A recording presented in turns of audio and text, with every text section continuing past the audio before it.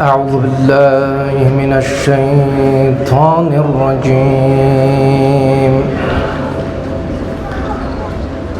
بسم الله الرحمن الرحيم.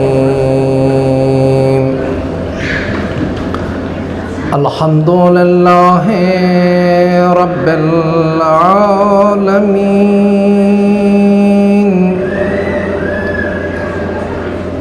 واللعنة الدائمة على قوم الظالمين إلى يوم الدين. بارئ الخلائق الأجمعين، ثم الصلاة والسلام على جميع الأنبياء والمرسلين والشهداء والصديقين، سيما خاتمهم وأفضلهم أبي القاسم المصطفى محمد، اللهم صل على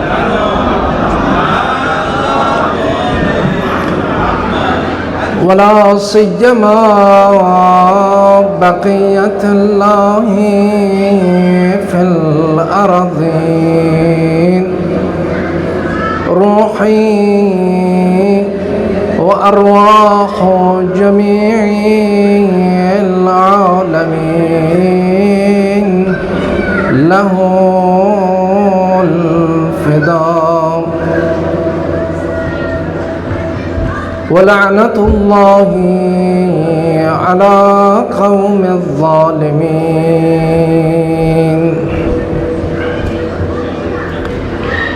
أعوذ بالله من الشيطان الرجيم. قال الله الحكيم في قرآن الشريف: إن يمسسكم قرح فقد مس القوم قرح مثله وتلك الأيام نداولها بين الناس وليعلم الله الذين آمنوا ويتخذ منكم شهداء والله لا يحب الظالمين. صدق الله العلي العظيم.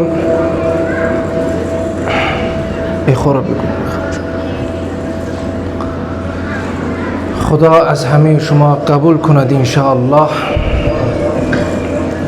الله تبارک و تعالی در قرآن شریف سوره مبارکه آل عمران آیه 149 می فرماید که این یمسسکم قرح فقد مس القوم قرح مثله. همانطوری که در جهاد با دشمنان به شما زخمی و جراحت وارد می شود، مثل اون جراحت، مثل اون زخم و سختی برای دشمنان هم هست. خدا مثل این که به مؤمنون یک دلداری می دهد که ناراحت نباشید، خیلی به دل نگیرید و خستگی را به روحتون، به جسمتون وارد نکنید. همانطور که شما اذیت می کشید، زحمت می کشید، زخمی بردار هستید، دشمنان خدا همینجوری هستند. و تلک الایام نداولها بین الناس. و خدا این روزها را پشت سر هم می آورد، تغییر می کند. دیروز مثل امروز یا امروز مثل فردا نیست. اینو که خدا انجام میدهد یک حکمتی دارد، یک فلسفه‌ای دارد. معنا و فلسفهش و حکمتش این است که خدا میخواهد با اینکه روزها را تغییر میدهد، با این میخواهد به انسانها نشون بدهد که ایمان هر کس چقدر است. ما هممون میدونیم که اگر روزگار ما، زندگی ما یکی باشد، مؤمنون از غیر مؤمنون جدا نمی شوند و مشخص نمی شود. ما یه ضرب المثلی داریم، دوست را اون روز انسان میفهمد و متوجه می شود که این دوست حقیقی است. کجا میفهمد؟ روزی که اون روز سخت بشود. در مسافرت گفتن که دوستت چجوری هست؟ گفتش که با اون دوست هنوز به مسافرت نرفتم. چرا؟ چون در مسافرت سختی است، گرسنگی است، تشنگی است، پول تمام می شود، غذا دیر می رسد، به هدف به مقصد انسان دیر می رسد. با این سختی ها انسان هم خودش را می شناسد که چقدر ایمان دارد، چقدر به خدا درست گفته و چقدر دوستش در دوستی با او صادق و حقیقی هست. اینا رو انسان می شناسد. هم دوست انسان را می شناسد، هم انسان دوستش را می شناسد که چقدر دوستیش حقیقی است و صادقانه است. به خاطر این در این آیه مبارک خدا می فرماید من این روزها را متداول، یعنی پشت سر هم مختلف قرار دادم، به خاطر اینکه لیعلم الله الذین آمنوا، خدا اون کسانی که ایمان آورده بشناسد، بداند. البته ظاهر آیه این است که خدا بداند، ولی دانستن خدا یعنی محتاج این چیزها نیست. خدا از اول همه چیز را میداند و میشناسد. این را میخواد بگوید که به شما اینجوری نشون دهد که تا یکدیگر را و خودتون را بشناسید. و یتخذ منکم شهدا، و از خودتون کسانی را بر شما شاهد گماشته، شاهد قرار داده که اون انسانها بر اعمال شما شاهد است. والله لا يحب الظالمین، خدا اون کسانی که ظلم میکند او را دوست ندارد، هر کسی باشد. ما فقط امروز مثلا این الان با این شب 3 شب می شود، تا به حال ما باید خوب متوجه بشویم که فلسفه قیام امام حسین چی بود. فرق است بین نتیجه و وظیفه. الان یک نفر مجرد، مثلا یک نوجوان، خواه دختر باشد یا خواه پسر باشد، قبل از ازدواج هدفش از ازدواج یک چیزی است. اگر از روی عقل قبل از اینکه ازدواج کند فکر نکند، خوب فکر نکند، با بزرگانی که تجربه دارد مصلحت نکند، با اونا مشورت نکند، خوب فکر نکند، همینجوری از روی شهوت و از روی خواسته های نفسانی تو خیابون یه دختر را دید، دختر یه پسر را دید، عاشق شدن، عاشق الکی، همدیگر را دوست داشتن، این عاقبتش خوب نیست، نتیجهش خوب نیست که الان شما خودتون از من بهتر میدانید. تا 6 ماه اگر طول بکشد، بعضی ازدواج ها آدم شکر میکند که این 6 ماه طول کشید. چرا؟ ازدواجشون ازدواج عاقلانه نبود، از روی نفسانی، از خواسته های نفسانی و شهوت بود. اگر مثلا نوجوانی که مجرد بود ازدواج نکرده یه هدفی داشت، ولی ازدواج میکند، بعد از 2 ماه، بعد از 6 ماه یا بعد از 6 سال میبیند که نه، نتیجه یه چیزی دیگه شد. نتیجه بعضی وقتا چیز منفی است، بعضی وقتا هم چیز مثبتی است. نتیجه دست ما نیست، ولی ما وظیفه داریم. ما وظیفه داریم، اون وظیفه رو باید انجام بدهیم. بعضی هم میگن که امام حسین علیه السلام هدفش شهادت بود یا هدفش یه چیز دیگه بود. چیزهای دیگه میگم، مثلا تو شبکه‌های مجازی آدم میشنود. من الان امشب میخوام بگویم که هدف امام حسین علیه السلام چی بود؟ شب‌های گذشته یکی دو تاشو گفتیم. هر کس که با دقت گوش کرده متوجه می شود و تا روز قیامت یادش میموند که هدف فلسفه قیام امام حسین علیه السلام چی بود، نتیجه چی شد. الان این هر دوتا رو طرح میکنیم. هدف امام حسین علیه السلام از قیامش که احادیثی که الان نقل میکنیم متوجه میشویم که اون سیستم اسلامی و قوانین اسلامی که پیغمبر آورده بود و شب گذشته گفتیم که فاصله بین وفات پیغمبر و شهادت امام حسین علیه السلام افتاده بود، اون قوانین و دستورات الهی دیگه از بین رفته بود. اسلام بی اسلام شده بود. یک حدیثش رو گفته بودیم، الان امشب هم یک چیزایی، یه احادیثی را به خدمت شما میرسانیم. هدف امام حسین علیه السلام بنیان و جون دادن به قوانین اسلامی بود. خودش فرموده دیگه، شب گذاشتم گفتیم.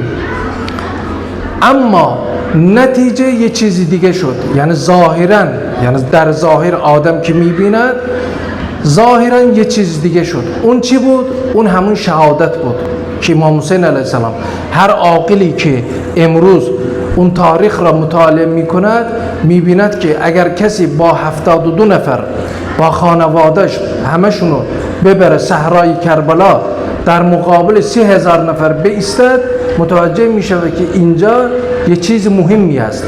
اگر یه چیز دیگه باشد، نعوذ بالله نستجور بالله، مثلا هدف دنیا باشد، هیچ عاقلی نمیگوید که با این 72 نفر بیای مثلا فکر کنی که من به 30,000 نفر پیروز میشوم. این شدنی نیست. یعنی یه نفر از اون 72 نفر چقدر آدم میتوند بکشد؟ بالاخره خسته میشه دیگه. هم تشنه هستن، هم گرسنه هستن، هم هوا خیلی گرم هست، لباس رزمی هم پوشیدند، آفتاب میزند، اون لباس رزمی هم از جنس آهن و ایناست، داغ میشود، بدن را گرم نگه میدارد و انسان خسته میشود. چقدر میتونه تاب بیاورد؟ یعنی شدنی نیست 72 نفر به این 30,000 نفر پیروز بشود. پس هدف چیز دیگر است. هدف همین بود که اینو که الان میگم خیلی خوب گوش کنید. با این متوجه میشیم که هدف امام حسین علیه السلام چی بود و امام حسین علیه السلام پیروز شد با اینکه به شهادت رسیدند. شهادت یه امر مبارکی است. یک روز در زمان معاویه نشسته بود، یه دفعه اذان گفتن، وقت نماز بود، مؤذن روی مناره اذان گفته. معاویه، اونایی که کنار معاویه نشسته بودن، گفت تا اینکه هر چقدر مؤذن از روی مناره ها این اذان را بگوید ما مغلوبیم، ما پیروز نیستیم. هدف ما این است که این اذان را ما از بین ببریم. هدف ما این است که این سیستم را، این قانون را که خدا به وسیله پیغمبر به مردم، به بشریت رسونده، اینو از بین ببریم کاملا. هدف ما این است تا اینکه این مؤذن ها از روی مناره ها این اذان را بگوید، قرآن خونده بشود، درس های قرآن برقرار بشود، ماه محرم هر سال برقرار بشود، ماه رمضان برقرار بشود و اعیام دیگر برقرار بشود، ما مغلوبیم. من یادمه چند سال پیش اربعین رفته بودیم، مهمان آیت الله حکیم بودیم رحمت الله علیه، به رحمت خدا رفته، ما مهمانش بودیم. اونجا یه چیزی گفته، من یادم مونده، فقط این جمله مونده یادم. گفته که ما اینجا خبر داریم، اطلاع داریم، تو عراق به ما خبر دادن، گفتن که دشمنانی که اونجا ضبط کرده بودند، اونا خودشون گفتن، اونا چون اتاق فکر دارند، مثلا یک سری آدم ها از صبح تا شب اونجا میشینن برنامه ریزی میکنند، فکر میکنند که ما این بچه مسلمان را چجوری از بین ببریم، عقیدهش رو منحرف کنیم، عقیده که ما میخواییم به اونا منتقل کنیم. یک سری آدم ها از صبح تا شب فکر میکنند، یک سری آدم هم از شب تا صبح میان عوض میکنن، 2 شیفتی 3 شیفتی کار میکنن. آیت الله حکیم فرموده بود که از زبان اونا گفته بودن، خبرشو رسوندن که اینا میگن، چون میدونید که در قرآن خدا خودش میفرماید که دشمن حیله میکند، منم حیله میکنم. حیله چیز بدی نیست، از طرف دشمن چیز بدی است، چون نامردانه حیله میکنن. از طرف خدا چیز خوبی است، چون مردانه هست. حیله چیه معنایش؟ حیله معنایش اینه که تدبیر مخفیانه، یه تدبیر بکنی که دشمن خبردار نشه از این تدبیر. دشمن یه حیله میکند و یه تدبیری میکند مخفیانه که ما و لشکر خدا خبردار نشود.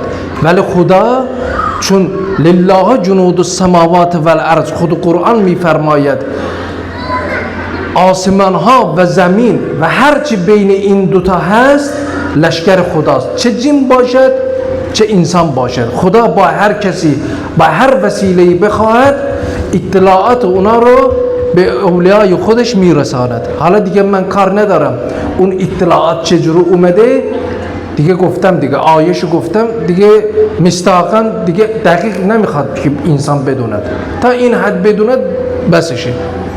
آیت الله حکیم میفرمود که اونا اینجوری میگفتن، دشمنان میگفتن ما یک سال کامل روز تا شب، شب تا روز فکر میکنیم که این مسلمان را چجوری منحرف کنیم، برنامه ریزی میکردیم قشنگ و نتیجه هم میگرفتیم قشنگتر. دیگه میفهمیدیم که اینا رو ما اجرا کنیم نتیجهش این میشود، نتیجه هم میگرفتیم. میگفت فقط ماه محرم که می اومد، خصوصا تاسوعا و عاشورا که می اومد، همه برنامه ها رو ما رو به هم میخورد، به هم میزد. اینا رو کی میگفت؟ خود دشمن میگفت. ببین این برکت و مبارک بودن ماه محرم، تاسوعا، عاشورا چقدر انسان ها رو آپدیت میکند، عوض میکند. قبل از این ماه محرم ما یه جور دیگه فکر میکردیم، یه جاهای دیگه میرفتیم، چون دیگه سخت دیگه. فقط ما مثلا میریم سرکار، میبینی که فقط تو نماز میخونی، فقط تو یه جور دیگه فکر میکنی، بقیه یه جور دیگه فکر میکنه. اینا تأثیر میگذارد در روح آدم. بعد ماه محرم شروع میکند، مثلا ماه رمضان شروع میکند و ایام دیگر میبینی که نه، در روح و جان تو یه چیزهای عوض شده.